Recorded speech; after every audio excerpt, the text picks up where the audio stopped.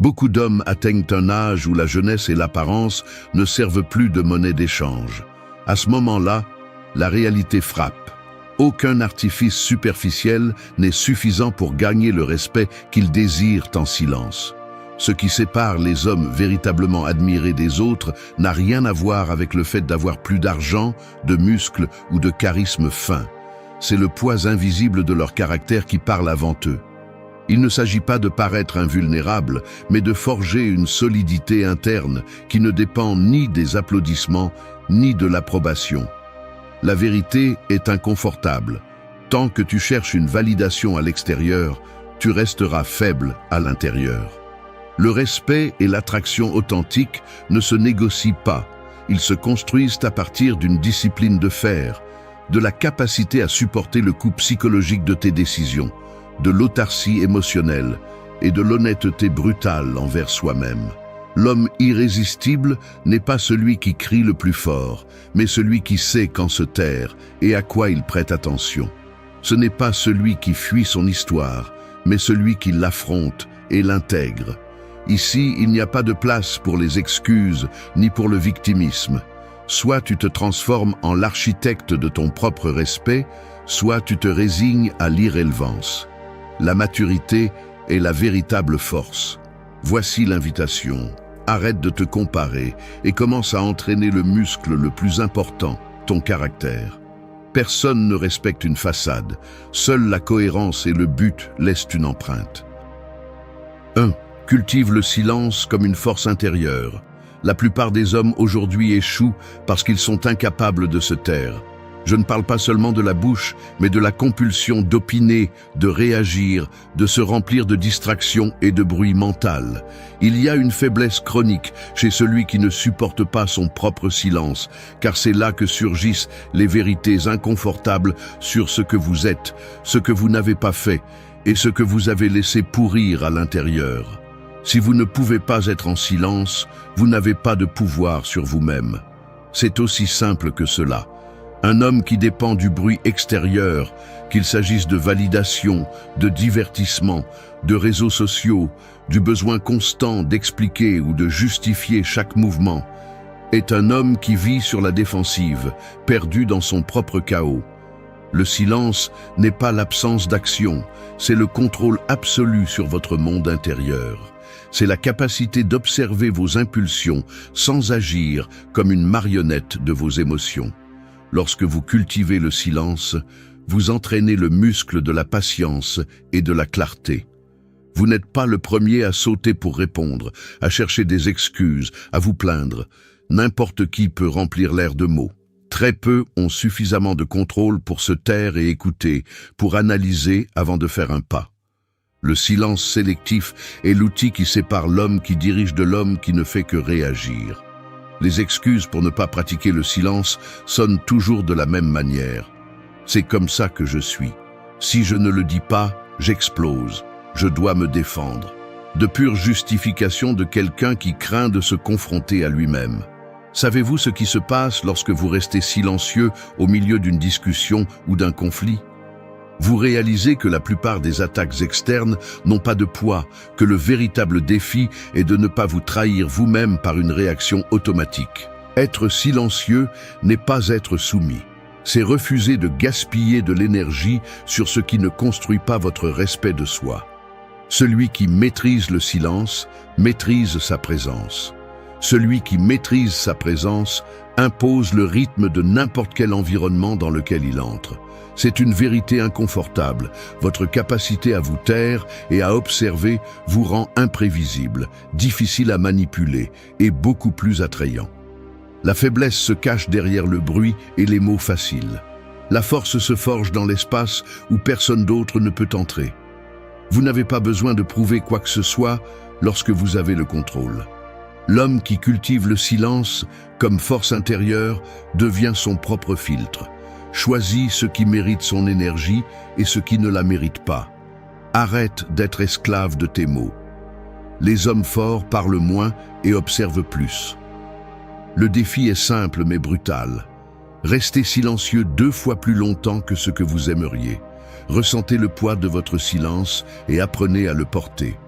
Ce n'est qu'alors que vous commencerez à construire la véritable base de votre respect. 2. Concentre ton attention sur ce qui compte. Tu te lèves, tu regardes ton téléphone et la première chose que tu remarques est une avalanche de messages, de notifications, de nouvelles que tu n'as pas demandées, d'opinions extérieures, des gens qui se battent pour ton attention depuis la première seconde. Tu vas aux toilettes, tu reviens, tu ouvres une application, tu perds 5 minutes, tu fais du café, tu vérifies à nouveau ton téléphone. Tu sors dans la rue et ta tête est déjà pleine de choses que tu n'as pas choisi de penser, de ressentir ou de porter. C'est la norme pour la plupart. Dispersion, micro-distraction, l'attention fragmentée en 1000 morceaux que tu ne te souviens même plus à la fin de la journée. Mais voilà le piège, car ton énergie ne peut être à un seul endroit à la fois. Si tu laisses l'environnement décider à quoi tu prêtes attention, tu deviens un homme sans direction, à la merci de n'importe quel stimulus bon marché. Le respect que tu crois mériter commence par ce que tu laisses entrer dans ton esprit. Quand tu prends conscience de cela, tu es obligé de te poser une question inconfortable. À quoi dépenses-tu ta vie, minute par minute ? Il ne s'agit pas seulement de productivité ou du conseil typique de « sois plus efficace ». C'est plus profond que cela. Je parle de la capacité à identifier l'essentiel et à protéger ton attention comme si c'était ta ressource la plus rare. L'homme qui ne sait pas filtrer finit par vivre à crédit, piégé dans l'agenda des autres, contaminé par des informations inutiles et des opinions extérieures. L'attention n'est pas un luxe, c'est la monnaie avec laquelle tu achètes ton propre avenir. Chaque fois que tu te distrais, que tu te laisses emporter par le courant du trivial, tu accumules une dette invisible envers l'homme que tu veux être. La plupart préfèrent ne pas penser à cela, car cela implique d'accepter qu'ils ont offert des années à la distraction, qu'ils ont permis à l'extérieur de dicter leurs priorités. Mais il n'y a pas de respect, ni pour soi-même, ni pour les autres, pour celui qui ne contrôle pas son attention. Si tu veux vraiment être attirant, tu as besoin d'un esprit qui choisit à quoi il s'engage. Tu ne peux inspirer personne si tu vis de manière dispersée. L'attention est la base de toute construction sérieuse, relation, projet, discipline, même ton bien-être émotionnel. Quand tu as clairement en tête ce qui compte et que tu agis en conséquence, tu commences à montrer un type de sécurité qui ne se feint pas, car elle vient de savoir que ton temps n'est pas en solde. La réalité est brutale, ton attention définit ta vie. L'homme qui contrôle son attention contrôle son destin. Pas besoin de chercher des secrets complexes. Le défi est d'apprendre à dire non, à laisser passer ce qui n'ajoute rien, à ne pas prêter ton énergie à ce qui ne fait que diminuer. Le respect se construit dans le silence, mais se maintient avec attention. Si tu veux que le monde te valorise, commence par protéger ce que tu regardes, ce que tu écoutes, ce que tu laisses grandir dans ta tête. L'attention est ton épée et ton bouclier. Utilise-la avec intention. 3. Fais de la discipline une habitude inébranlable. Je vais être honnête, le mot « discipline » ne m'a jamais plu. Pendant des années, je l'ai évité parce que je l'associais à la punition, à la rigidité, à une sorte de vie sans goût ni marge pour l'imprévu. Je me justifiais en disant que la créativité a besoin de chaos, que la vie est trop courte pour vivre enchaînée à des routines. Mais après suffisamment d'échecs, de déceptions et de promesses brisées envers moi-même, j'ai dû accepter une vérité difficile à digérer. Derrière chaque objectif non atteint, chaque rêve qui s'est flétri dans un coin de mon esprit, se trouvait le manque de discipline. Ce n'était ni le destin, ni la malchance, ni une conspiration de l'univers. C'était une simple incapacité à maintenir des habitudes inconfortables jusqu'à ce qu'elles deviennent une partie de moi. La plupart des gens cherchent la motivation, mais la motivation est une ressource fugace. La discipline, en revanche, est le mécanisme qui te permet d'avancer même quand tout en toi veut t'abandonner. Si tu l'analyses de près, tu verras que la discipline n'est pas une question de volonté infinie, mais de prendre des décisions stratégiques concernant ton environnement, tes horaires et tes schémas de récompense. L'erreur la plus courante est de laisser tout à l'improvisation. Penser que tu vas t'entraîner quand l'envie te prend, que tu vas lire quand tu auras du temps, que tu vas atteindre tes objectifs quand tu en auras envie. Cela ne fonctionne pas ainsi avec l'esprit humain.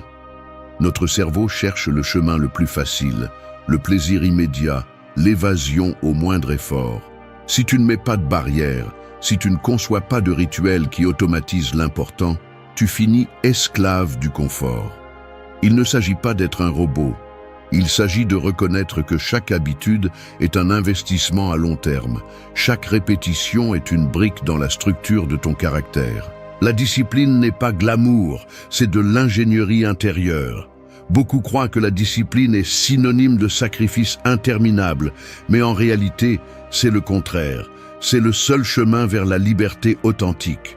Lorsque tu contrôles tes habitudes quotidiennes, l'heure à laquelle tu te lèves, ce que tu manges, la façon dont tu entraînes ton corps et ton esprit, tu commences à remarquer que la vie cesse de ressembler à une collection d'obligations et devient une plateforme de lancement.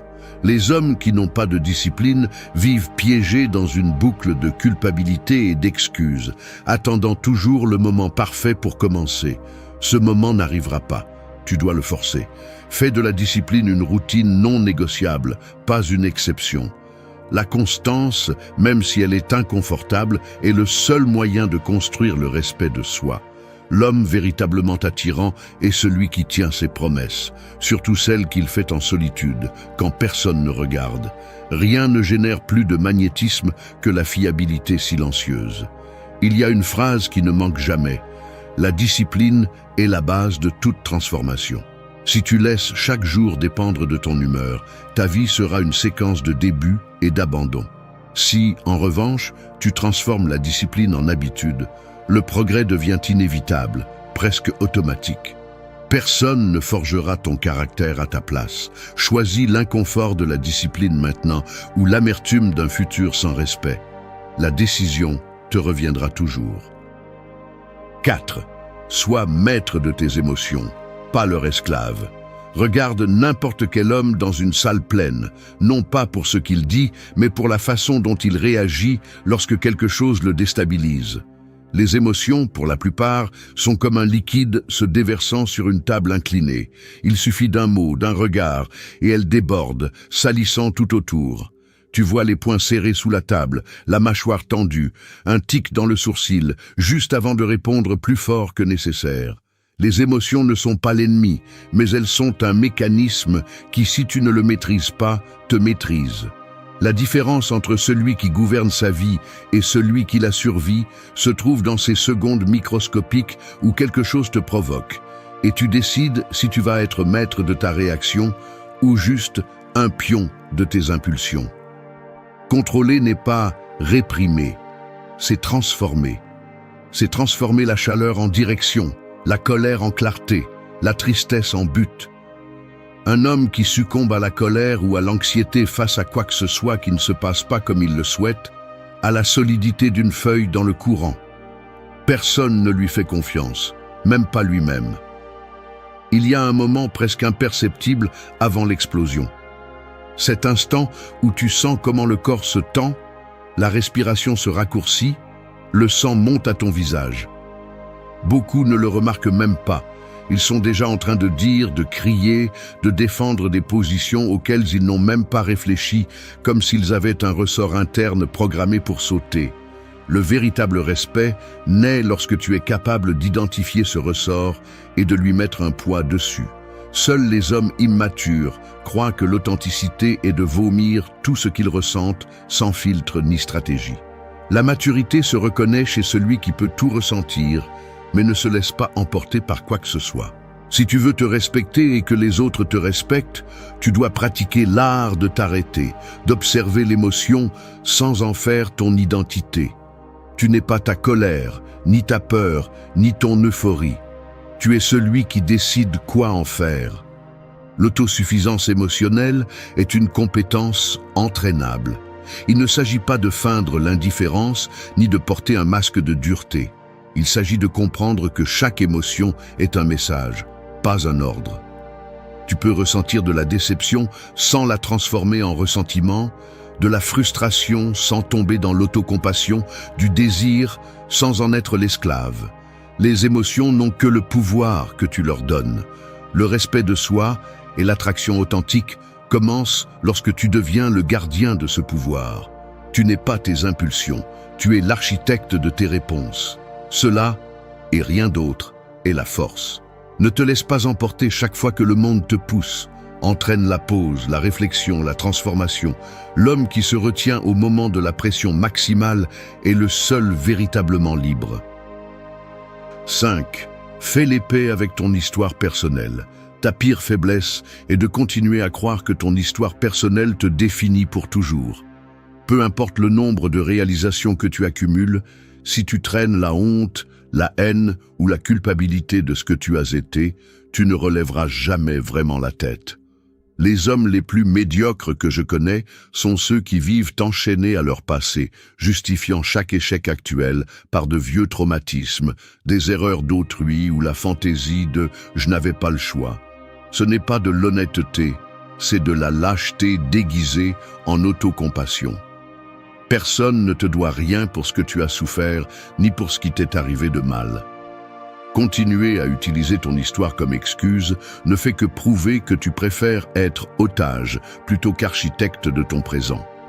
Si un homme adulte continue à blâmer sa famille, une ex, le pays ou l'époque dans laquelle il est né pour ce qu'il est aujourd'hui, il a décidé d'abdiquer son pouvoir. Et la vie ne respecte pas ceux qui se rendent avant de se battre. Fais les paix avec ton histoire, ou elle te fera payer tous les jours. Le passé n'est pas une condamnation, c'est une matière première. Si tu continues à regarder ta vie à travers le filtre de ce que tu n'as pas eu, de ce qu'on ne t'a pas donné ou de ce que tu as perdu, tu ne feras que répéter le même cycle d'auto-apitoiement et de sabotage. Tu n'es pas spécial à cause de tes blessures, tu n'es pas intéressant à cause de tes cicatrices. Tu deviens précieux seulement lorsque tu es capable de regarder tout ce qui t'est arrivé, le bon et le pourri, et de décider ce que tu vas en faire maintenant. L'acceptation radicale n'est pas de la résignation, c'est une brutalité lucide. Voici ce que j'ai vécu, voici ce que j'ai, et à partir d'ici, personne ne va écrire mon scénario sauf moi.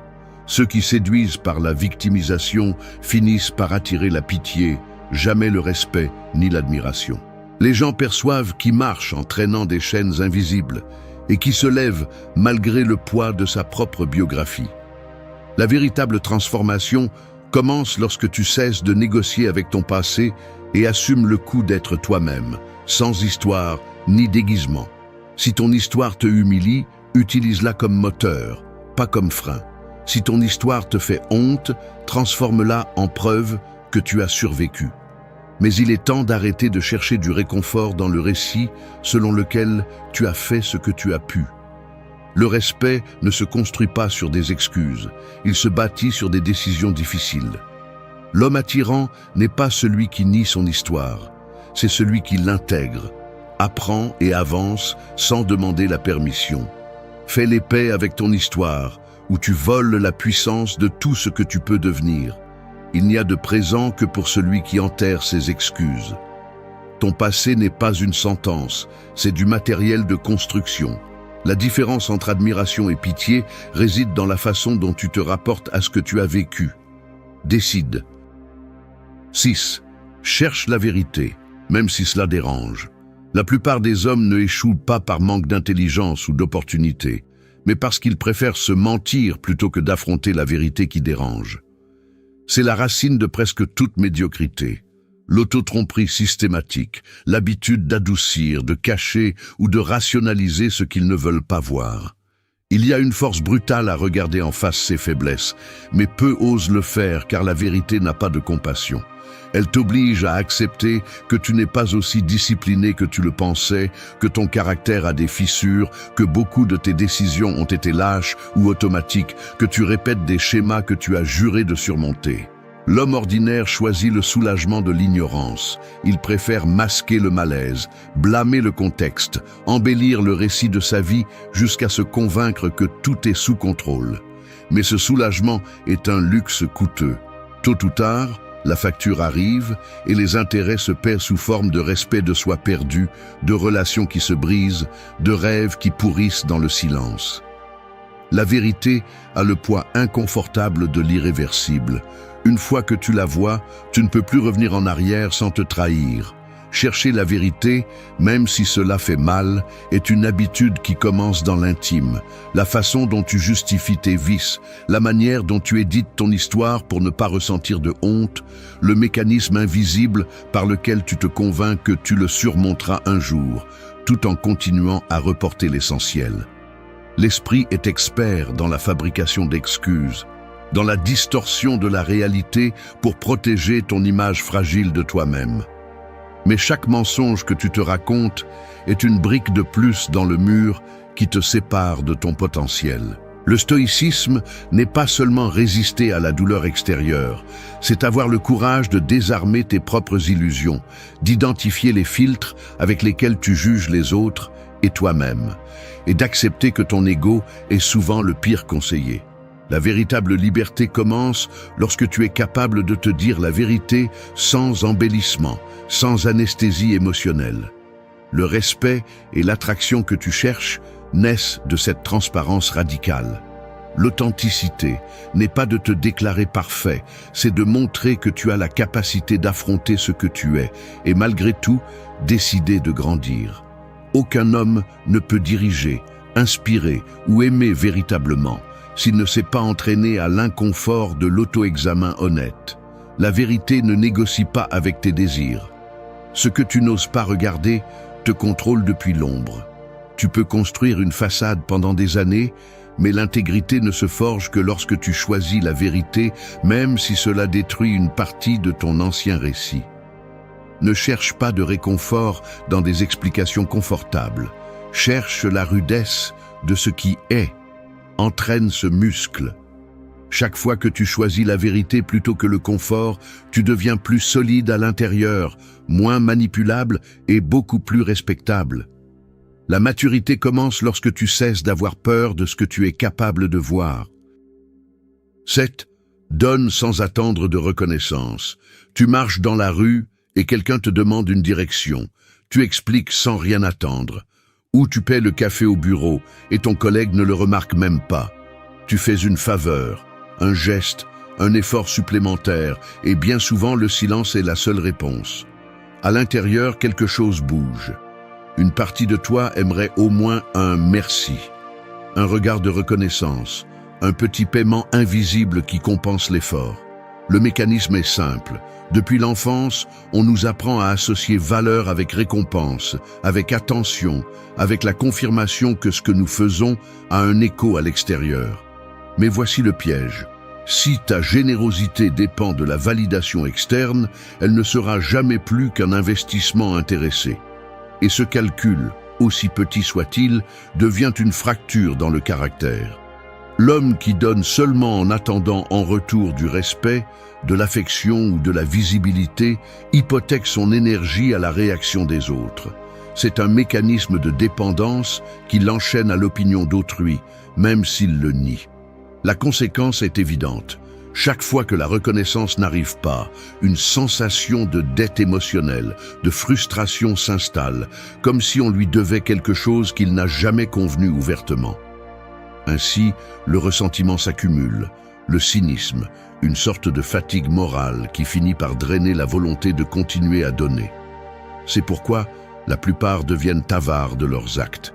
Ils n'aident que là où ils voient l'applaudissement ou le retour assuré. Le résultat est une médiocrité en chaîne. La décision stratégique est autre. Donner sans rien attendre, agir selon un code interne qui ne soit pas négociable en fonction de la réaction de l'environnement. Non pas parce que tu es un saint, ni pour rechercher une supériorité morale, mais parce que tu comprends que le véritable pouvoir réside dans le fait d'être maître de tes propres standards. Seul celui qui donne par conviction, sans l'urgence de la reconnaissance, entraîne une autonomie réelle. Son estime de soi ne se gonfle ni ne se dégonfle en fonction de la réponse des autres. Il y a une différence abyssale entre donner parce que c'est le moment Et donner parce que tu as décidé de devenir la source, non le mendiant de l'appréciation des autres. Si tu deviens la source, ton respect de soi grandit, car tu sais que personne ne peut te voler l'essentiel. La décision d'agir selon tes valeurs, pas selon la gratitude que tu reçois, c'est la racine de la véritable autorité. Donner sans attendre est la forme la plus élevée de liberté. Tu n'as pas besoin de témoins pour vivre en cohérence. L'impact que tu génères lorsque tu agis ainsi est beaucoup plus profond et durable, même s'il passe inaperçu en surface. Au final, ce que tu donnes sans attente est la seule chose qui t'appartient vraiment. Le reste est du commerce émotionnel déguisé. Entraîne-toi à briser le réflexe de regarder autour de toi en attendant une réponse. Donne parce que tu peux, parce que tu choisis de le faire, parce que c'est ainsi que tu te construis.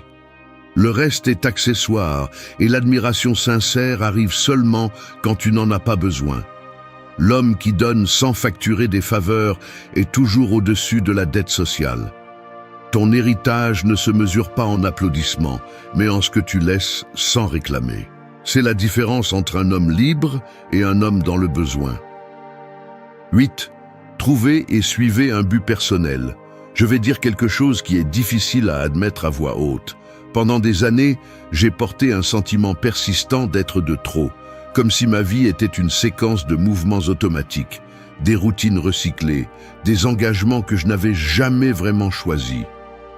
J'entrais dans un bureau, je saluais avec un sourire forcé, je m'asseyais devant un écran et je sentais la journée glisser sans laisser de traces.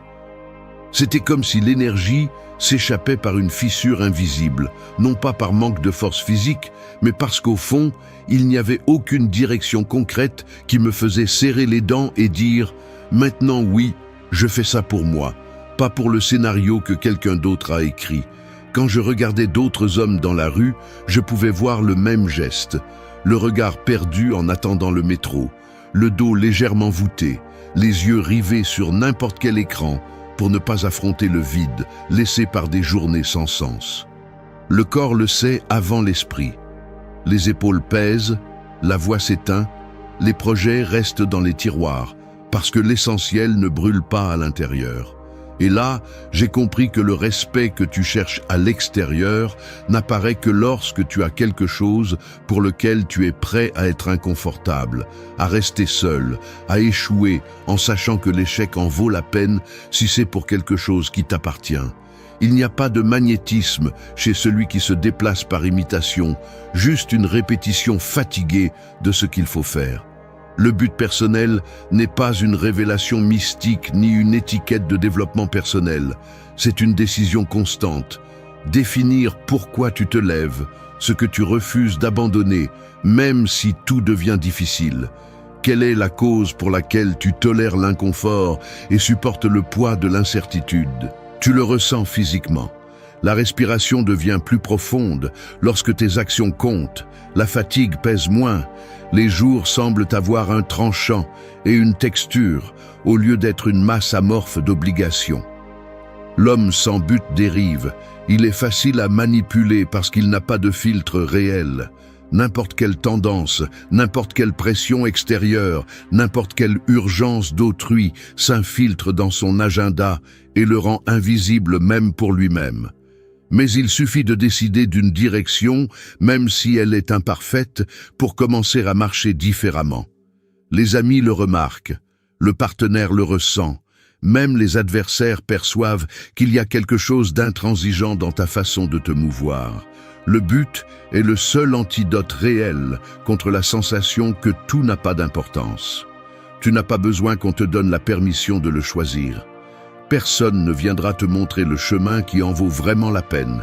Il n'y aura pas non plus de garantie de succès. Mais si tu t'entraînes à le suivre malgré la fatigue, les critiques, tes propres sabotages, tu commences à construire une autorité qui ne dépend ni de diplôme ni de titre, mais de la cohérence quotidienne. L'homme qui a un but ne négocie pas son énergie. C'est la différence entre celui qui vieillit en attendant et celui qui laisse une empreinte. Décide pourquoi tu vas te donner à fond et suis-le, même si tout tremble autour de toi. Le reste est du remplissage. 9. Construire le respect à travers la cohérence. Mets-toi devant un détecteur de mensonges, mais sans fils ni machine. Ton propre corps réagit chaque fois que tu agis contre ce que tu dis ou penses. La sueur froide lorsque tu acceptes un accord que tu méprises, l'inconfort dans l'estomac lorsque tu souris à quelqu'un que tu détestes, la fatigue brutale après une journée pleine de petits pactes rompus avec toi-même. Personne n'a besoin de te découvrir. Tu paies déjà le prix sous forme d'anxiété, d'insomnie, de fatigue et de cette sensation de te trahir à crédit. L'incohérence est une fuite invisible qui draine ton estime de soi et te laisse vide à l'intérieur, même si extérieurement tu sembles fonctionnel, poli, voire réussi. Ce n'est pas le stress du travail, ni le manque d'opportunités qui te brise.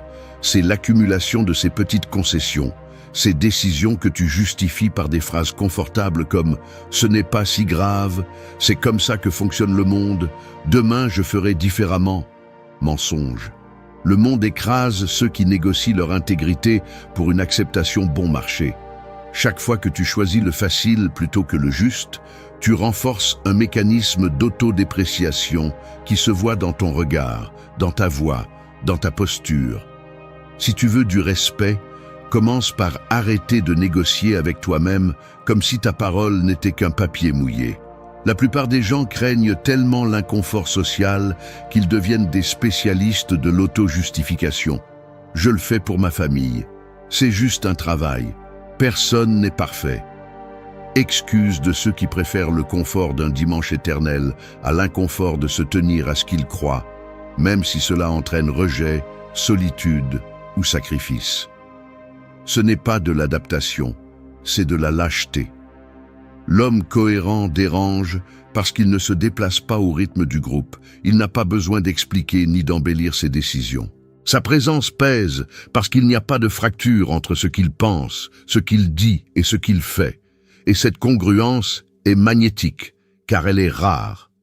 La cohérence ne s'achète pas. Elle se construit avec chaque décision inconfortable.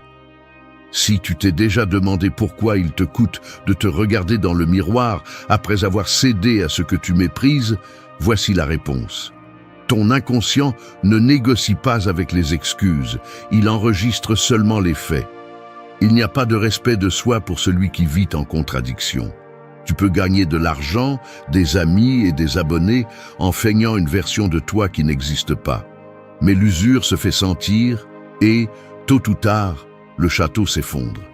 La véritable autorité intérieure se forge lorsque tu choisis l'inconfort de faire ce qui est juste, même lorsque personne ne regarde, lorsque tu te tais face au commérage, lorsque tu ne participes pas à des jeux déloyaux, lorsque tu dis non même si cela te coûte plus cher. La cohérence est la discipline des adultes. Il n'y a pas de raccourci ni de motivation magique.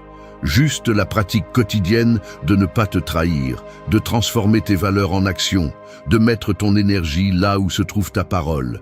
Le respect se voit dans ton dos droit, dans ton regard clair, dans ta capacité à supporter le coup d'être toi-même, même dans les petites choses. Un homme qui vit en cohérence ne se sent jamais en dette. Si tu veux que le monde te prenne au sérieux, tu dois d'abord te prendre au sérieux, sans rabais, sans double discours et sans demander pardon pour te tenir à ce en quoi tu crois. 10. Fais du caractère ton plus grand attrait. Le caractère est la seule richesse que personne ne peut te ravir. Tu peux perdre ton emploi, ton partenaire, ta jeunesse, même ta réputation. Mais si ton caractère est solide, tu as toujours quelque chose qui te soutient, même lorsque tout le reste s'effondre.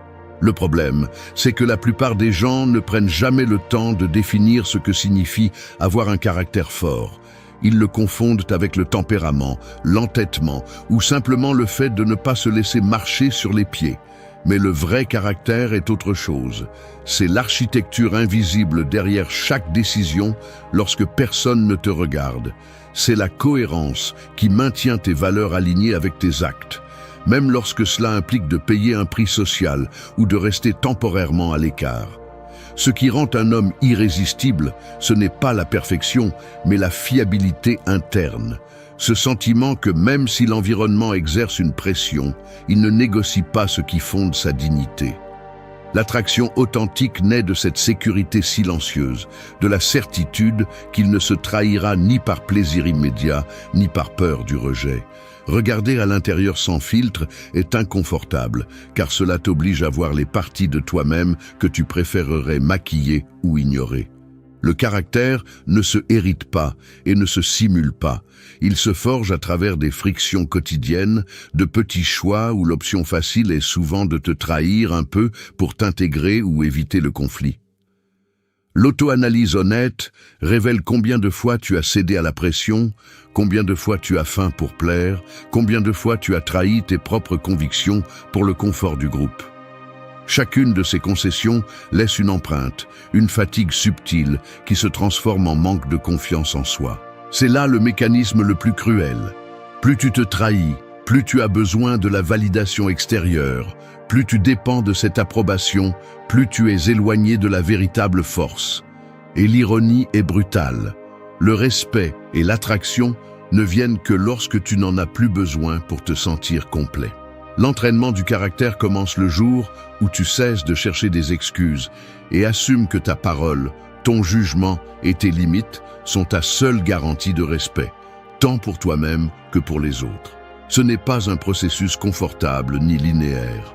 Tu vas sentir le poids de la solitude, le bourdonnement des doutes, la tentation constante de rabaisser tes standards pour rendre la vie plus facile. Mais chaque fois que tu choisis ce qui est difficile parce que c'est juste, chaque fois que tu maintiens ton jugement, même si ta voix tremble, tu renforces un muscle interne qui n'est pas visible, mais qui se perçoit dans tout ce que tu fais. L'homme qui fait du caractère son plus grand attrait n'a pas besoin de feindre la sécurité ni d'embellir son histoire. Sa présence suffit. Le caractère authentique impose le respect avant même de prononcer un mot. C'est la différence qui laisse une empreinte, celle qui ne vieillit pas, celle qui survit à toute mode ou crise externe. Si tu veux un véritable magnétisme, commence par entraîner le courage d'être toi-même, même si personne n'applaudit. Tout le reste est un décor qui s'effondre au premier vent. Merci d'être resté jusqu'à la fin de la vidéo. Si vous avez tout vu, commentez « Je suis stoïcien » comme notre signe secret, indiquant que vous êtes un véritable apprenant du stoïcisme.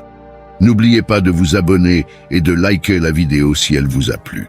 Rendez-vous dans la prochaine vidéo et rappelez-vous, continuez à cultiver votre esprit stoïque. La plupart d'entre nous avons appris à survivre en réagissant, pas en choisissant. On nous a appris à supporter le poids des circonstances, comme si endurer était équivalent à vivre. Mais il y a un coup caché dans cette résistance automatique. La fracture silencieuse du caractère, l'usure psychologique d'essayer de contrôler tout sauf ce qui compte vraiment. Le bien-être, bien qu'annoncé comme un prix, n'est pas un trophée que l'on atteint d'un coup, ni une promesse vide des livres de développement personnel. C'est une pratique quotidienne, une discipline mentale qui ne fait pas de concessions et exige une honnêteté brutale envers soi-même. Les anciens stoïciens n'ont pas écrit pour avoir l'air sage, mais parce qu'ils savaient ce qu'était la défaite, la perte et l'impuissance. Leur héritage n'est pas une recette magique, mais un entraînement. Maîtriser l'attitude, pas l'environnement.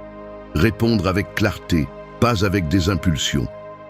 Aujourd'hui, au milieu du bruit et de la pression constante, il est facile de céder au chaos intérieur, de chercher des coupables, de se distraire avec des excuses. Ce qui est difficile, et ce qui fait la différence, c'est de s'arrêter, d'observer et de choisir avec rigueur mentale. Tu ne peux pas contrôler le monde, tu peux contrôler ton esprit. C'est la ligne qui sépare ceux qui répètent des schémas de ceux qui prennent le contrôle. Ici, nous ne parlons pas de perfection ni de promesses vides, mais d'habitudes que l'on peut pratiquer. 10 mécanismes stoïciens pour construire une force intérieure et une tranquillité, non pas pour fuir la vie, mais pour l'affronter avec sérénité et courage. Si tu cherches le confort, ce n'est pas ton chemin. Si tu veux une vraie liberté, commence par entraîner ta réponse. Respire avant de réagir. La vérité est que la plupart des gens réagissent comme des automates à toute provocation, comme si la vie leur devait une explication immédiate ou une issue favorable à leurs attentes. Vous n'avez pas de patience, vous n'avez pas de contrôle, et chaque fois que vous réagissez à un mot, un regard ou un contretemps, vous montrez que vous n'êtes pas maître de vous-même. Croyez-vous vraiment que vous pouvez parler de liberté si vous êtes esclave de vos premières impulsions? L'impulsion immédiate, cette étincelle qui vous pousse à élever la voix, à envoyer le mauvais message ou à prendre une décision dont vous vous repentirez une demi-heure plus tard, est le mécanisme mental qui vous maintient piégé dans le même cycle de faiblesse et de regret. Les gens se justifient en disant que c'est comme ça que je suis, que je ne peux pas m'en empêcher, alors que la réalité est que vous vous êtes habitué à vivre sans frein interne, sans ralentir le poids de l'émotion avant de la déverser sur le monde. Respirer avant de réagir n'est pas un conseil mou, ni une technique d'auto-assistance bon marché. C'est le premier filtre pour ne pas être marionnette de vos émotions. La pause, ce moment de respiration, ne vous rend pas moins courageux ni moins authentique. Au contraire, c'est une coupure radicale avec la routine du désordre. Il ne s'agit pas de faire semblant de ne pas ressentir de colère, de peur ou de frustration, mais d'avoir la force de soutenir ces sentiments, de les regarder en face et de décider s'il vaut la peine d'investir votre énergie en eux ou s'ils ne vont que fracturer davantage votre caractère. Les stoïciens ne cherchaient pas à éliminer leurs émotions, mais à éviter que les émotions ne les contrôlent. C'est aussi simple que cela. Celui qui ne s'arrête pas se trahit lui-même. La maîtrise de soi commence à ce moment inconfortable où vous pouvez sentir votre pouls s'accélérer et, au lieu d'exploser, vous choisissez de respirer. Parce que si vous n'êtes pas capable de tenir quelques secondes entre le stimulus et la réponse, vous ne serez pas non plus capable de changer quoi que ce soit de profond dans votre vie. N'attendez pas de ressentir une calme automatique. Cela ne viendra pas. Au début, la pause est inconfortable, presque insupportable, car votre esprit exige une gratification instantanée, exige d'avoir raison et de déverser le poids de l'émotion sur le champ. Mais cet espace qui semble d'abord inutile, est exactement l'endroit où commence le véritable entraînement mental. Chaque fois que vous l'appliquez, même maladroitement, vous brisez des années de réaction automatique.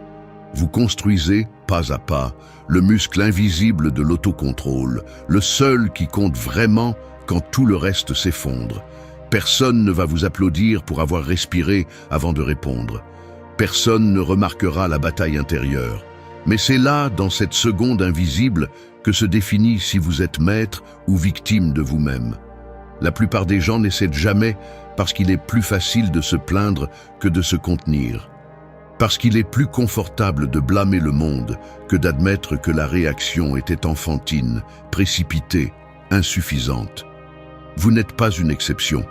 Si vous ne vous entraînez pas à la pause, vous continuerez à donner votre pouvoir à n'importe quelle circonstance, à n'importe quelle personne qui se mettra sur votre chemin. Il faut le dire clairement, celui qui ne respire pas, répète. Celui qui ne se retient pas, s'affaiblit. Alors, la prochaine fois que vous ressentirez l'impulsion de réagir, rappelez-vous ceci. Votre première réaction est presque toujours la moins digne de vous. Respirez. Gagnez le droit de choisir votre réponse, même si personne ne le voit, même si personne ne l'apprécie. Parce que ce n'est qu'alors que votre vie commence à cesser d'être une réaction en chaîne et devient une décision consciente. La force naît dans le silence entre le stimulus et la réponse. Ne la gaspillez pas. 2. Décide de ton approche chaque matin. Ton réveil sonne et la première chose que tu fais est de regarder ton téléphone. Sans y penser, tu es déjà en train de consulter des messages, des nouvelles, des notifications absurdes. Tout à coup, ton esprit appartient déjà aux autres, à l'urgence, à l'extérieur, à ce que tu n'as même pas choisi. Et tu n'es même pas encore sorti du lit. Ce n'est pas un hasard si la plupart de tes journées commencent chargées d'anxiété ou de fatigue mentale. Tu te lances dans le monde sans avoir décidé, ne serait-ce qu'une seconde, comment tu veux l'affronter. Le pilote automatique te traîne dès la première minute et ce qui se passe ensuite n'est qu'une réaction en chaîne. Tu penses que tu n'as pas le temps de choisir ton approche, mais la vérité et que tu te la voles à chaque fois que tu permets à l'extérieur de marquer ton ton intérieur. Le monde veut que tu réagisses, pas que tu décides. Il veut ton attention dispersée, ta volonté faible, ton esprit disponible pour n'importe quel stimulus. Si tu ne t'arrêtes pas, si tu ne te demandes pas quelle attitude tu vas cultiver aujourd'hui, tu deviens un reflet de ce qui se passe à l'extérieur et non de ce qui compte vraiment à l'intérieur. Il y a une habitude invisible, presque subversive, que les stoïciens défendaient, celle de commencer la journée en prenant une position intérieure, sans la laisser au hasard ni à la pression de l'environnement. Marc Aurèle écrivait dans ses méditations, avant de faire face à l'Empire et aux difficultés quotidiennes, en se rappelant quel type de personne il voulait être et comment il réagirait face à l'ingratitude, à l'injustice, à la difficulté. Ce n'était pas de l'optimisme bon marché, ni de la magie de la pensée positive. C'était une déclaration d'intention contre le chaos. Cela signifie s'arrêter avant que le bruit extérieur ne t'atteigne et te demander, avec une brutalité honnête, d'où vas-tu vivre cette journée? Il ne s'agit pas de prédire ce qui va se passer, ni d'éviter le stress, mais de choisir, en toute conscience, le filtre à travers lequel tu vas regarder ce qui se produit. La différence entre une journée gâchée et une journée vécue se trouve dans ces 30 secondes de clarté avant que tout commence. L'esprit humain, par défaut, recherche le confort et la familiarité. Il te maintient dans les mêmes schémas de préoccupation, dans les mêmes plaintes, dans la même sensation que tout te dépasse. Le travail du matin n'est pas de te motiver artificiellement ni de te remplir de phrases vides. C'est de regarder de front les défis, la fatigue, l'incertitude et de décider si tu vas laisser cela te conditionner ou si tu vas exercer le droit inconfortable de choisir ta perspective. Personne ne peut le faire à ta place. Tu n'as pas besoin de rituels complexes, ni d'une heure de méditation, ni d'une liste interminable d'objectifs. Tu as besoin de la conviction, même silencieuse, que ton état mental n'est pas à vendre chaque fois qu'un nouveau jour se lève. Ce que tu décides au réveil devient la racine de toutes tes réponses. Ce que tu ne décides pas finit par être décidé par l'inertie de tes émotions et par la pression de l'environnement. L'approche matinale est un investissement minimal qui rapporte des dividendes toute la journée. Il y a des jours où la lassitude pèse 3 fois plus et tu ne veux rien choisir. C'est justement là que se forge la fermeté intérieure.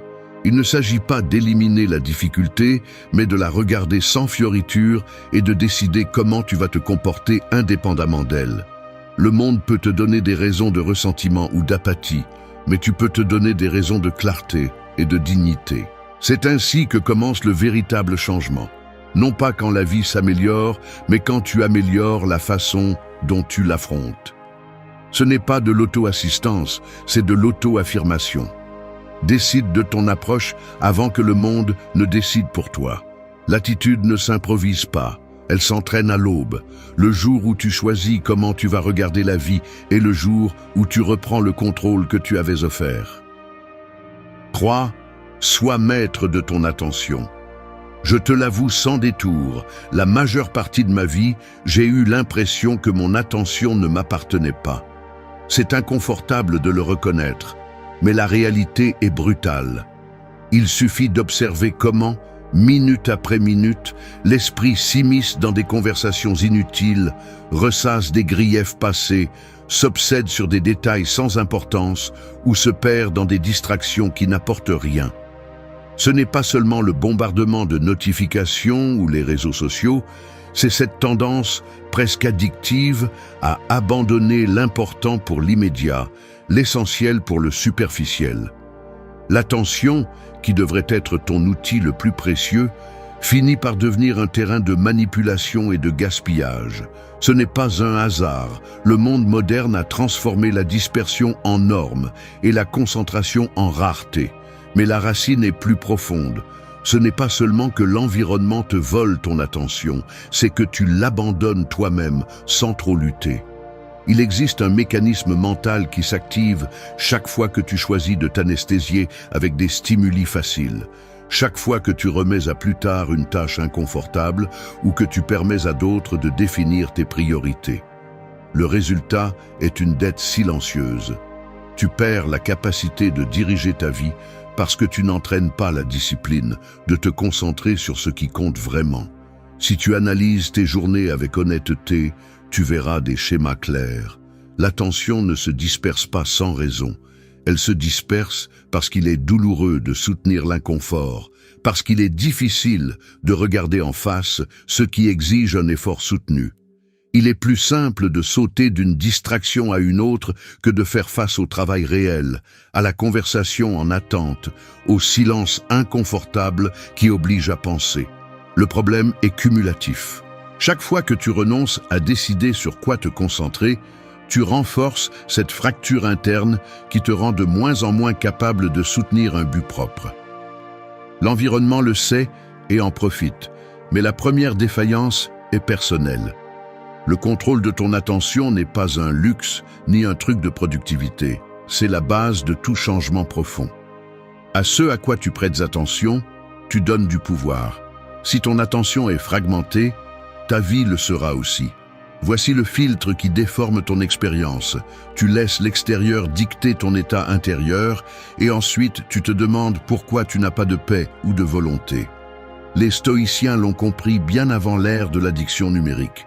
Épictète disait que n'est pas esclave seulement celui qui obéit à un maître, mais celui qui ne peut gouverner ses propres pensées. L'esprit indiscipliné est un terreau fertile pour l'anxiété, pour la plainte, pour la dépendance aux stimuli extérieurs. Tu ne peux pas parler de liberté si ton attention est enlevée toutes les demi-heures par n'importe quoi qui se passe en dehors de toi. C'est ici que l'habitude stoïque devient radicalement pratique. Il s'agit d'établir de petites murailles internes, décider avec clarté et fermeté où tu vas mettre ton focus et le protéger comme s'il s'agissait de ta seule richesse personnelle. Il ne s'agit pas d'éliminer toutes les distractions car c'est impossible, mais de choisir consciemment quand et comment tu t'exposes à elles. C'est inconfortable au début parce qu'il semble que tu te perds quelque chose, mais ce que tu perds vraiment, c'est ta propre vie lorsque tu ne choisis pas dans quoi tu t'immerges. Fais l'essai, identifie pendant 1 heure quelle chose te distrait et questionne pourquoi tu leur laisses entrer. Tu verras que la plupart sont des habitudes automatiques, des routines mentales que tu ne remets jamais en question. Changer cela exige une décision inconfortable, presque douloureuse.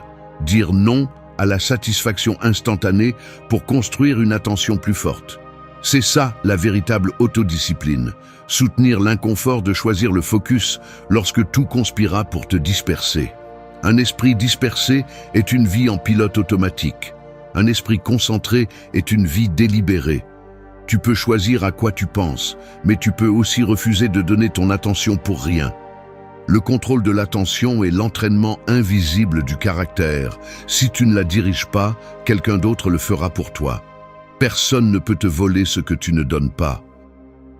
4. Libère-toi du résultat.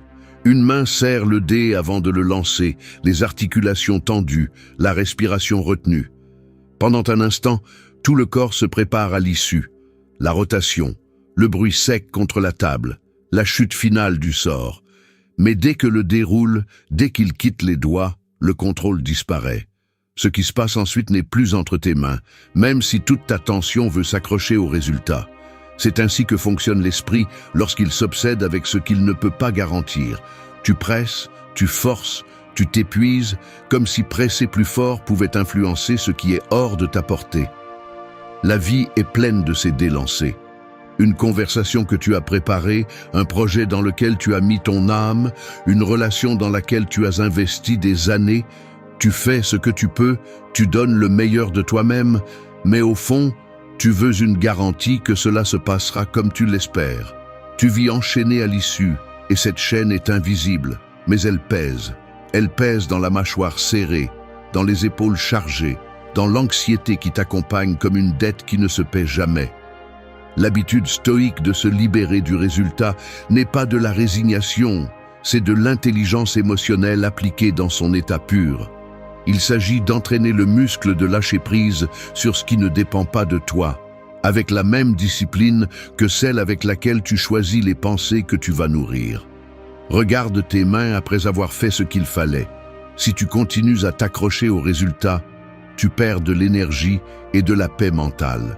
Si tu lâches prise, tu retrouves un espace intérieur que personne ne peut te ravir. Observe-toi lorsque tu termines une tâche. Est-ce que tu continues à passer en revue chaque possible échec, chaque réaction des autres, chaque futur hypothétique? C'est vivre hypothéqué au résultat. Et chaque jour que tu le fais, tu remets ta sérénité à des variables que tu ne pourras jamais contrôler totalement. Il ne s'agit pas de cesser de t'efforcer, ni de revenir au cynisme de « je me fiche de tout ». Il s'agit d'une maturité brutale. Tu agis, tu t'investis, mais tu te détaches du désir que le monde te rende exactement ce que tu attends. Les stoïciens appelaient cela ataraxie, l'imperturbabilité face à l'incertain. Tu la ressens quand, après avoir fait ce qu'il fallait, tu peux cesser de ruminer, cesser de vérifier ton téléphone, cesser de regarder du coin de l'œil la réaction des autres. C'est ce moment où, même si l'issue n'est pas parfaite, tu choisis de ne pas te punir, ni de te célébrer excessivement. Parce que ni les éloges, ni l'échec ne te définissent vraiment. Seulement ce que tu as fait avec ce qui dépendait de toi. Le reste, ce sont des dés dans les airs. L'entraînement commence dans le petit. Tu remets un rapport, tu passes un appel difficile, tu donnes un avis sincère. Ta tâche n'est pas de garantir la réponse, mais d'être impeccable dans ton action. Chaque fois que tu lâches l'obsession du résultat, tu deviens un peu plus libre. C'est une habitude inconfortable parce que l'esprit veut contrôler chaque détail. Il veut de la certitude. Il veut une récompense immédiate pour ne pas se sentir vulnérable. Mais la liberté intérieure naît là, dans le renoncement volontaire à l'illusion de contrôle. Tu peux te briser de l'intérieur chaque fois que le monde ne suit pas ton scénario, ou tu peux apprendre à lâcher le scénario et à répondre avec dignité, sans te perdre dans la frustration. Tu n'es pas tes succès ni tes échecs, tu es la qualité de ce que tu donnes. Le reste n'est pas ta propriété, même si cela fait mal. Personne ne peut vivre en paix tant qu'il est dépendant des applaudissements ou du rejet. Seul celui qui lâche le résultat peut vraiment se reposer. Fais ce qu'il faut, lâche le reste. Le poids de ce que tu ne contrôles pas ne mérite pas ton énergie. La liberté se ressent légère. 5. Remercie avec les pieds sur terre. Tu ne mérites rien simplement parce que tu existes. C'est la vérité que personne ne veut entendre et que presque tout le monde esquive avec des discours d'auto-indulgence et de gratitude creuse. On t'a vendu le mensonge selon lequel remercier consiste à répéter des phrases positives ou à te forcer à te sentir bien pour tout ce que tu as, comme si cela suffisait à changer ta réalité. Mais la gratitude n'est pas une anesthésie émotionnelle, ni une technique bon marché pour masquer tes frustrations. C'est de la lucidité, pas du réconfort. Remercier avec les pieds sur terre signifie regarder le solde réel de ta vie, reconnaître ce qui est sans l'embellir, et accepter aussi ce qui fait mal, ce qui manque, et ce qui ne se réparera pas simplement parce que tu le désires. Ne confonds pas gratitude avec conformisme, ni avec abandon. Ce qui importe, c'est que tu n'utilises pas la gratitude comme excuse pour éviter de prendre en charge ce que tu peux réellement transformer. Beaucoup utilisent la gratitude comme un déguisement pour ne pas faire face à leur manque. Ils se disent « je dois être reconnaissant, il y a des gens qui vont pire ». Et avec cela, ils se résignent à la médiocrité, aux relations toxiques ou aux routines qui les épuisent. Ce n'est pas de la force, c'est de la lâcheté camouflée. La véritable gratitude exige une honnêteté brutale. Voir le bon sans nier le mauvais, apprécier ce que tu as sans fermer les yeux sur ce qu'il te reste à construire. Si tu remercies seulement pour te sentir mieux, tu te mens. Si tu remercies pour éviter l'effort et justifier le statu quo, ce que tu fais, c'est te fragiliser. La gratitude lucide est inconfortable car elle t'oblige à reconnaître que tout peut se perdre, que rien n'est garanti et que ce que tu as aujourd'hui est fragile, temporaire et souvent immérité. Tu n'as pas tout gagné. Tout ne t'a pas été donné par justice. Il est arrogant de supposer que tu mérites plus simplement parce que tu respires. La vie ne négocie pas avec tes attentes. Sénèque l'a dit clairement. Ce n'est pas heureux qui a le plus, mais qui a le moins besoin.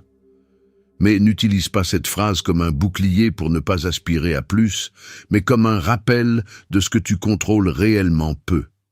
La gratitude stoïque est un exercice de réalité, pas de fantaisie. Elle ne te demande pas de feindre la joie. Elle exige que tu vois ta vie telle qu'elle est, sans embellissement ni drame. Si aujourd'hui tu as la santé, la stabilité ou de l'affection, comprends que cela peut changer à tout moment. Ne t'accroche pas. Ne réagis pas avec l'arrogance de croire que le monde te doit une continuité. La gratitude n'est pas passive. C'est la base pour agir avec plus de clarté, pas avec moins d'ambition. Remercier n'est pas se rendre, c'est se préparer à ce qui vient tout en tirant la valeur de ce que tu as aujourd'hui. Si tu te contentes de remercier automatiquement, sans réfléchir, tu es aussi irresponsable que celui qui ne fait que se plaindre. Ce sont deux façons de refuser de grandir. La véritable gratitude est une position active. Tu reconnais ce qui est et tu l'utilises comme point de départ, pas comme excuse pour rester immobile. Tu remercies le bon, tu l'acceptes, puis tu te lèves pour travailler sur ce qui manque. Tu ne dois pas à la vie une gratitude servile, tu te dois à toi-même l'obligation de ne pas gaspiller ce que tu as. C'est cela la dignité, c'est cela le courage. Arrête d'utiliser la gratitude comme un analgésique. Utilise-la comme un diagnostic. Fais le bilan sans craindre l'inconfort. Ce que tu as aujourd'hui, tu peux le perdre demain. Ce que tu ressens aujourd'hui, tu peux le transformer si tu cesses de te mentir. Personne ne va te reconnaître pour remercier en silence, mais c'est là que se forge la véritable force, en regardant ce que tu as et en décidant malgré tout d'aller chercher plus. Ne confonds pas la gratitude avec l'auto-illusion. Remercie, mais ne t'endors jamais. La gratitude lucide est le point de départ, pas la fin du chemin. 6. Fais des pauses pour retrouver la clarté. La vérité est que la plupart des gens ne s'arrêtent jamais assez pour voir ce qui leur arrive vraiment. Ils vivent poussés par la hâte, par l'urgence de faire, de résoudre, d'être partout, convaincus que s'ils s'arrêtent ne serait-ce qu'une minute, ils perdent le contrôle ou prennent du retard. Ce qu'ils ne voient pas, c'est que cette impulsion constante d'avancer, d'accumuler des heures d'activité et de répondre à chaque demande est exactement ce qui leur vole la clarté et le calme qu'ils recherchent tant. Il n'y a pas de force intérieure possible si tu ne te donnes jamais la permission de t'arrêter. Celui qui ne sait pas s'arrêter ne sait pas non plus voir. L'esprit saturé commence à déformer la réalité. Il exagère des problèmes mineurs, perd le sens de l'important, s'étouffe dans des détails sans poids. Sans pause, tu deviens la victime de ton propre désordre mental. Ce n'est pas que la vie soit trop difficile, c'est que tu la rends insupportable en te refusant le droit de respirer et de regarder de l'extérieur ce qui se passe à l'intérieur de toi. Si tu es honnête, tu reconnaîtras qu'il y a des moments où tu continues à faire des choses juste parce que tu ne supportes pas le vide que laisse le silence. Il y a une peur silencieuse de te retrouver seul avec tes pensées, de faire face à ce que tu ressens vraiment lorsque l'exigence diminue et que le bruit s'estompe. Fuir le repos est une façon de fuir soi-même. Mais chaque fois que tu fuis la pause, l'esprit s'alourdit d'une dette invisible, émotions non traitées, jugements que tu ne remets jamais en question, tensions qui s'accumulent jusqu'à intoxiquer ton caractère. Tu ne peux pas attendre la clarté si tu ne stoppes jamais le flux. La fatigue mentale est plus dangereuse que la fatigue physique, car elle ne se remarque pas jusqu'à ce que tu commences à mal réagir, à voir tout plus sombre, à perdre la perspective et la compassion. Tu n'es pas productif en supportant le rythme. Tu deviens juste plus maladroit et moins lucide chaque fois que tu insistes à ne pas t'arrêter. La pause consciente n'est ni oisiveté ni paresse. C'est un investissement délibéré dans ta propre stabilité. C'est arrêter la marche juste assez pour retrouver de la distance, pour observer le panorama sans la pression de l'urgence. Lorsque tu te donnes cette licence, même pour quelques minutes, le poids mental commence à se relâcher. Tu découvres que beaucoup de préoccupations n'étaient que des répétitions automatiques, que beaucoup de colère était une accumulation de fatigue, que la plupart de tes décisions hâtives sont dues à un manque d'espace entre un stimulus et ta réponse. La pause est le filtre le plus efficace pour les distorsions internes. C'est là qu'émerge l'une de ces vérités inconfortables. Celui qui ne s'arrête pas se trompe plus. Celui qui se permet de s'arrêter retrouve le contrôle et la perspective. C'est inconfortable au début parce que l'habitude de l'auto-exigence va te crier de continuer, qu'il y aura bien le temps de se reposer après. Mais le après n'arrive jamais, et ainsi passe la vie, sans clarté, sans pause, sans direction. Tu n'as pas besoin de vacances ni de retraite spirituelle pour retrouver la clarté. Il suffit de t'arrêter vraiment plusieurs fois par jour, même si ce n'est que 5 minutes. Ferme la porte, éteins les notifications, respire et observe comment est ton esprit. Demande-toi, sans anesthésie, est-ce que j'agis depuis la fatigue, depuis la réaction ou depuis la clarté? Rien que cette question, dans cet espace bref d'honnêteté, peut te redonner le pouvoir que tu offres chaque jour à la hâte et au chaos. Le muscle de la clarté se renforce dans les pauses. C'est là que la confusion se filtre et que l'on retrouve la force de mieux décider. La pause n'est pas une faiblesse, la pause est une stratégie. Celui qui ne s'arrête pas se perd lui-même. Fais des pauses, retrouve la clarté. Ne continue pas à avancer aveuglément dans une vie que tu n'as pas décidé de vivre. 7. Réfléchis avant de dormir. Tu éteins la lumière et le silence te frappe avec tout le poids de la journée.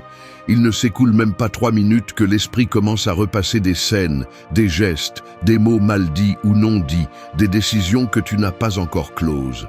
Malgré la fatigue, les images reviennent, la discussion où tu as perdu le contrôle, le message que tu as évité de répondre, la petite trahison de tes propres principes par confort ou peur.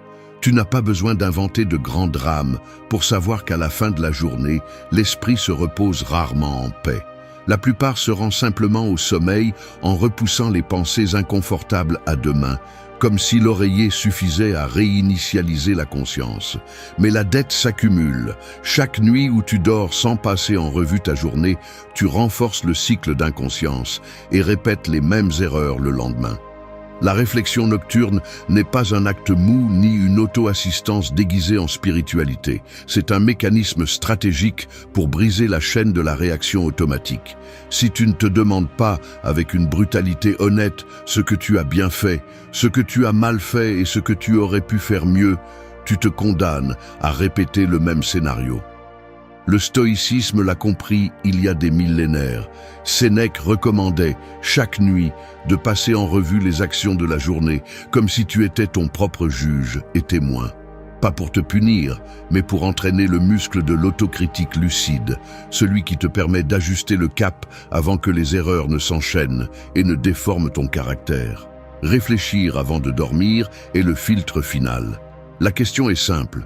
Oses-tu regarder en face et sans excuse ce que tu as fait aujourd'hui? Le mécanisme psychologique est aussi clair qu'inconfortable. Sans révision, l'esprit s'accommode, justifie, maquille et oublie rapidement ce qui fait mal. Mais si avant de dormir, tu prends 5 minutes pour t'interroger sans anesthésie, à quel moment as-tu cédé à l'impulsion? Quand as-tu choisi la paresse? À qui as-tu failli? De quoi peux-tu vraiment être fier? Tu commences à clore des cycles internes et à éviter que la culpabilité, l'auto-illusion ou l'autosatisfaction ne s'enracinent. Il ne s'agit pas de chercher la perfection, mais d'éviter la dérive. L'entraînement nocturne est la dernière défense contre l'inconscience. Si tu ne corriges pas aujourd'hui, demain sera plus difficile. Ce que tu ne révises pas se répète. Cette habitude est inconfortable car elle t'oblige à soutenir le regard sur ce qui est désagréable. Mais c'est ainsi que tu deviens maître de tes réponses et non esclave de l'inertie. L'analyse quotidienne te donne la carte réelle de tes avancées et de tes fractures. Personne d'autre ne peut le faire pour toi. Tu peux tromper le monde, mais pas ta conscience quand tu éteins la lumière et que tout le superflu cède. La réflexion n'est pas une punition, c'est une autocorrection. Si tu n'oses pas vraiment voir ta journée, tu n'as pas non plus le droit de réclamer un demain différent. La répétition sans révision est la recette de la médiocrité. La croissance exige de l'inconfort. Peu importe à quel point tu es fatigué, 5 minutes d'honnêteté valent plus que 8 heures de repos inconscient. L'esprit se renforce quand il clôt la journée avec des questions inconfortables et des réponses réelles. L'excellence s'entraîne dans l'invisible, dans la révision silencieuse avant le sommeil. Ce que tu révises, tu peux le transformer. Ce que tu nies te gouverne. Fais de la clôture de la journée ton exercice le plus stratégique. L'esprit qui ose se voir sans masque est celui qui peut vraiment changer. 8. Choisis la simplicité, rejette l'excès. J'ai du mal à l'admettre, mais j'ai construit une grande partie de ma vie sur le piège de l'excès. Je m'en rends compte chaque fois que j'ouvre un tiroir et que je trouve des objets que je n'utilise pas. Lorsque je consulte mon agenda et que je vois des rendez-vous que je ne souhaite même pas honorer. Lorsque je fais le tour dans ma tête des préoccupations qui ne m'appartiennent pas ou des attentes qui ne sont même pas les miennes. Il y a des jours où tout semble s'accumuler, engagement, souvenirs, opinion des autres, jusqu'à des sensations physiques comme la fatigue, l'inconfort dans les épaules, le léger bourdonnement de tant de tâches en attente. Le pire, c'est que souvent je sens que si je cesse d'accumuler, si je lâche quelque chose, je vais me retrouver vide, comme si ma valeur personnelle dépendait du nombre de choses que je porte sur moi. L'excès se déguise en abondance, mais c'est juste un poids silencieux qui déforme la clarté. L'esprit saturé fonctionne de la même manière qu'une pièce encombrée d'objets. Chaque stimulus supplémentaire, chaque obligation acceptée par peur ou pression sociale, chaque souvenir inutile que tu refuses de lâcher occupe de l'espace et de l'énergie. Tu commences la journée avec la tête pleine de choses à faire. Tu traverses la journée en passant d'une préoccupation à l'autre. Et tu termines épuisé sans savoir exactement ce qui était vraiment important. La culture te vend que plus c'est mieux. Plus d'options, plus d'expérience, plus de relations, plus d'informations, plus de succès. Mais la réalité est que l'excès te rend maladroit, dispersé, incapable de distinguer l'essentiel de l'accessoire. La saturation n'est pas un symptôme de succès. C'est un signe que tu as perdu le contrôle de ton filtre mental. Le bien-être ne peut pas exister là où tout est surchargé. L'esprit a besoin d'espace pour retrouver sa force. S'observer de l'extérieur aide. La table pleine de papier, la boîte de réception qui ne se vide jamais, les conversations ouvertes que tu ne fermes jamais, les vêtements que tu ne portes pas mais que tu n'oses pas donner. Chaque objet, chaque engagement, chaque pensée est une décision non résolue. L'excès n'est pas seulement matériel, il est psychologique. Tu t'habitues à porter de vieilles culpabilités, à maintenir des relations qui ne font que t'épuiser, à dire oui par peur de manquer quelque chose. Mais le coût de ce ne rien manquer est de se perdre soi-même. Les stoïciens le savaient bien. Sénèque avertissait que la vie s'échappe pendant que tu la remplis de ce dont tu n'as pas besoin. La simplicité n'est pas pauvreté, c'est force sélective. Tu choisis ce qui a du sens et tu laisses aller tout ce qui vole de l'énergie et de la clarté.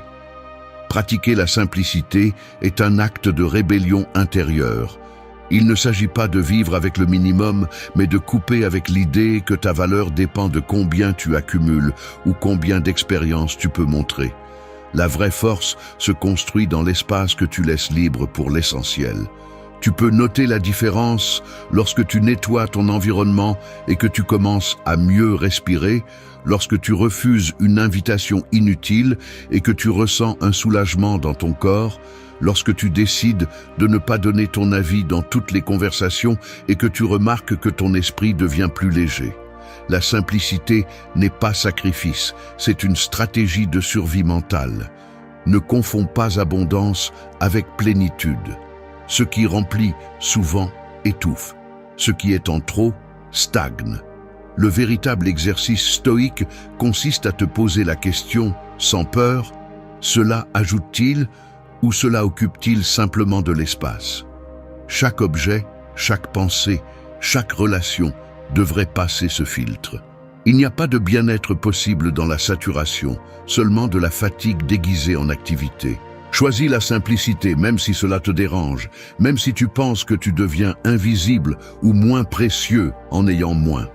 La force se remarque dans l'espace que tu défends, pas dans ce que tu accumules. Simplifier n'est pas abandonner, c'est récupérer le pouvoir de décider ce qui mérite ton énergie. Vivre simplement, c'est vivre fort. L'accumulation est une fuite silencieuse de pouvoir. La simplicité est le muscle de la clarté. Merci d'être resté jusqu'à la fin de la vidéo.